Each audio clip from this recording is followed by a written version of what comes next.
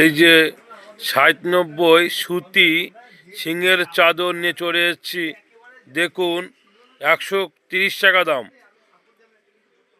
৬০-৯০ সিংহের চাদর সুতি বেশি নিয়ে চলে এসেছি। দেখুন ১৩০ টাকা দাম। আরে ঠিক করে নাম না।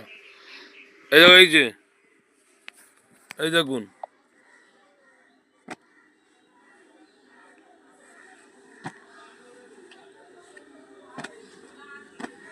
এই যে ৭ কালারে ৭ পিস।